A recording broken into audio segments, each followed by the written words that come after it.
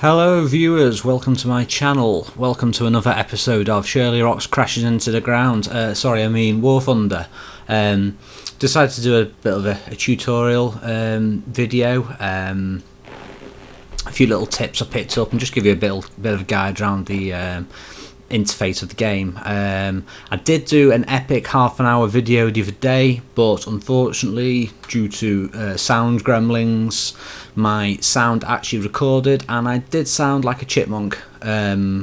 So I've actually updated my recording software, so now I can actually, when I record, it will actually record as a separate audio stream, so I can actually tweak it, which is useful because I would have had to remove my audio from my last video and talk over the top of it again. So fingers crossed this one's going to work. Right, if you've never played this game before, welcome to my channel.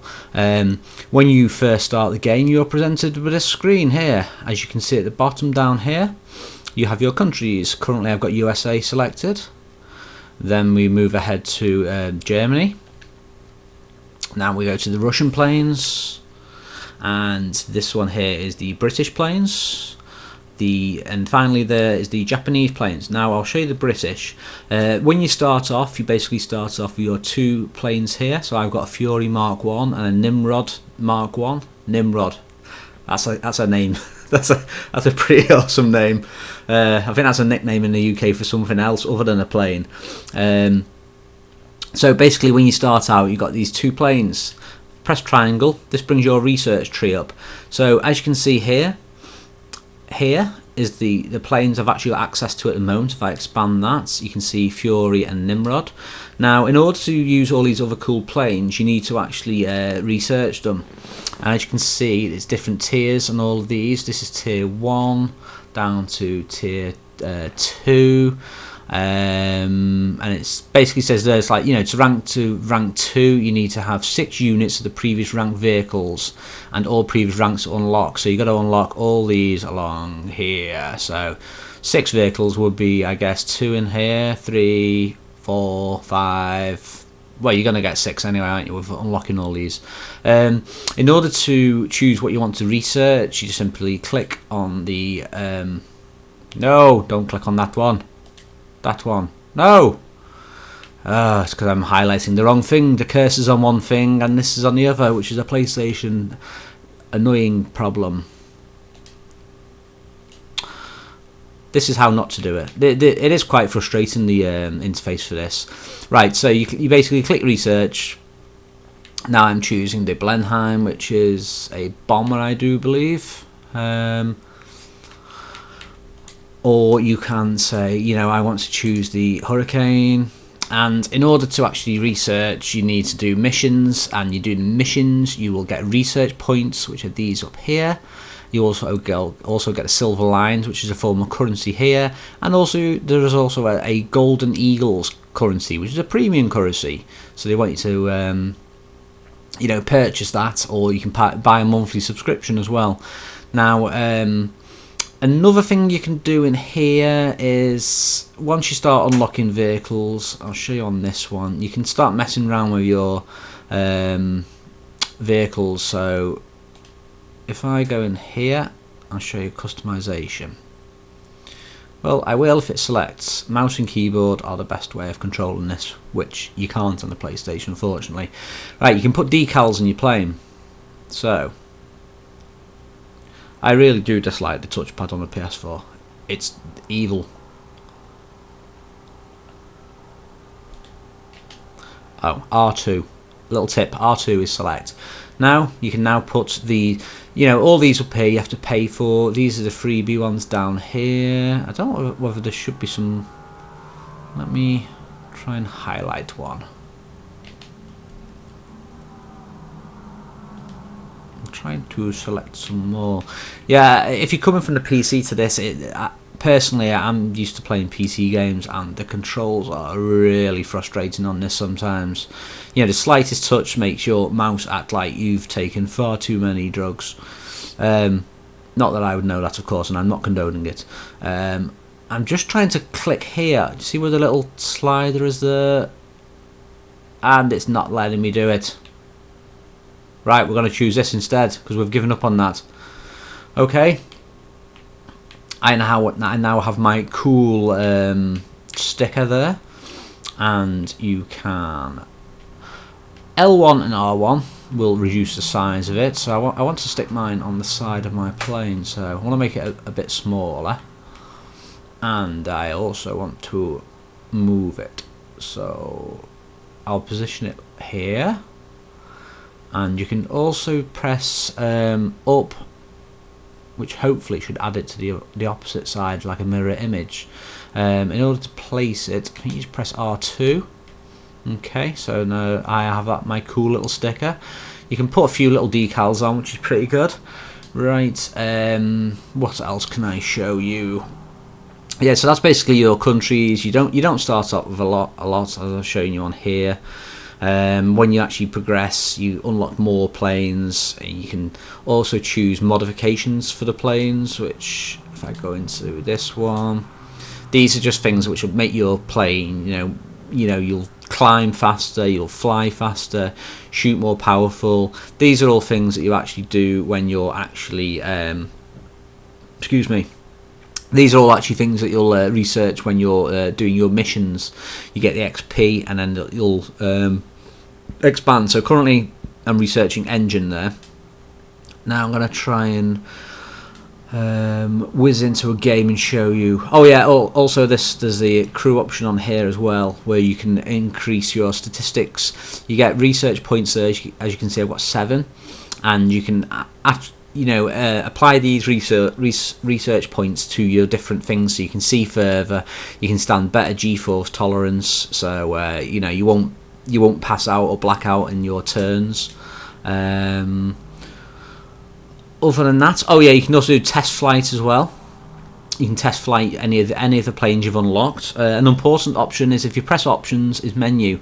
I'd recommend going through the tutorial missions. These will teach you things like how to land, how to get into fights, how to bomb with the plane. If you're into the dive bombing, it'll teach you how to do your flaps and do dive bombing. And I'm going to quickly jump into a game now and just show you some of the little tips I found for the actual in-game, because I'm trying to do this as a quick little video, and you can watch, respond, and if there's anything you're not sure about, or anything you want me to show you on here, I'd be more than happy to do a quick little video. We're just doing a random battle here. One of the things you can do in the options, you can switch your difficulty with your flight mode between simulistic and realistic. Not simulation and arcade, I believe it is. Now the difference between those two so far I've seen is, like, say if you're in a bomber and you're in realistic, simulation mode, your plane will not auto level out, so you can quite happily steering away at your bombing thing and you'll end up crashing into the ground. So I'm on arcade because I'm a noob. Right, the Nimrod is about to get launched, so go Nimrod. I'll run through the standard controls with you now.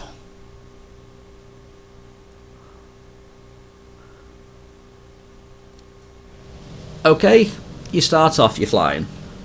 If you hold down circle, that'll give you your current position, and it will also give you where the enemy is, the ground units. So that's when you hold down select. If you press the touchpad on your controller, that'll give you all the time left, and it'll also give you all the planes.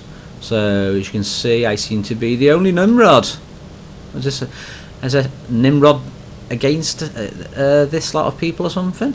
Right thumbstick, you can control the velocity of the plane. Leave it on 100%, give it a boost.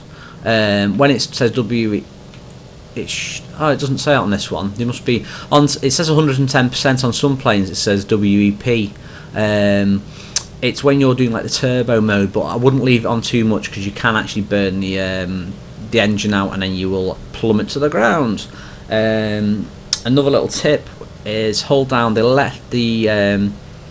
left hand side of the controller. There's the analog pads, the 4 little square buttons. If you hold down on the left, hold down on that one, and then if you use the right hand thumbstick you can rotate all around you, and you can also look behind you. As you can see, I'm getting shot there. Also, while you're in this mode, you can press X and you can highlight different units you want to select. So I'm going to go for this artillery thing down here. So press square to zoom in, so you can zoom in like that. Now if you press L2 you will actually lock onto the target. You're best off not shooting until about, I'd say, 1,000 meters. You normally, as soon as it goes red, it means you've got a chance of like hitting it. While you're zoomed in that mode as well, I'll try and lock onto a plane and show you what I mean. Okay, so while you're locked in with L2, if you use the the left thumbstick, you can alter your aim. So this is really handy for sort of getting your shots really precise like that. With all shooting you're going to need to reload your gun, and there is no ammo indicator as far as I know, so the way to reload your gun is you press down on the right hand thumbstick, and you can see that I'm now reloading, so can't reload now until that's finished. The look behind thing there, you can see someone's chasing me. Been knocked out. Yeah, the L2 is really awesome for doing dogfights, but be careful you don't overuse it, because it is quite easy to crash into the floor when you're actually doing it if you're just concentrating on this mode and not actually looking where you're going. I'll try and show you. What else is there? There's I showed you the example where you press down on the controller to do the look around feature, that one. If you press left, that's air brakes. This plane is air brakeless. You'll mainly use that like on the Stuka bombers, the dive bombing type of planes. Right is your flaps. You can normally switch between things like combat and flight mode for them. You need to mess around with your flaps, like say for instance when you're landing. And up is your gear control, which is basically lifting your wheels up and down. What else is it? There's the communication by pressing the left hand thumbstick, so you press it down once, then you highlight what you want to say. And I'm just trying to think how you highlight it, because you press X, so there you go. But I find it quite hard to actually use this. It's more of a hindrance than anything else. What else is to show you? Triangle switches to your interior view. I usually prefer this sort of view, but some of you might prefer this view. Shows you like your elevation and things like that. Just show you a little strafing run. There you go. As you can see, it's quite easy to actually, I'm never really aware of how high action to the floor in that mode, but I mean it does look pretty nice just to mess around with and flying in this mode though. As I said with the L2, this is really good for doing dogfights. That's the lead indicator there. That's what you need to actually aim towards. As you can see here, you can use the throttle as well when you're in combat to try and sneak behind people. It's the trouble with this plane. The reason I'm actually not hitting them is because, the cannons aren't very powerful on this one. See, as you can see there, I think he might have been using that L2 thing, and you end up with like some sort of strange loop-de-loop. You always make sure you want to keep your speed at the required speed, because let me drop my speed a little bit. You drop your speed too much like that, you'll get the notification, and you basically won't have enough speed to keep your plane up in the air, so you will then start plummeting towards the ground.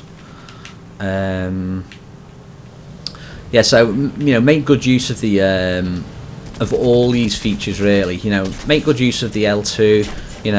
Keep looking behind you, see who's behind you. As you can see, I've got someone chasing there. See, I can now press L2 to try and get behind him, and that's what you have to be careful, because I've actually just crashed and drowned. I'll just show you the resource points now. If I return to my hangar, should hopefully have. I might have unlocked the engine component for that plane. But it's just a case of playing some of the missions, various random battles and getting the experience up, unlocking the other planes. I mean, some of the planes like that, I've had some of the best fights in the lower tier planes because they're really manoeuvrable, some of them. As you can see, I think I came second in that one. I've actually just skipped off it like a noob. Okay, let's see if I actually unlocked anything.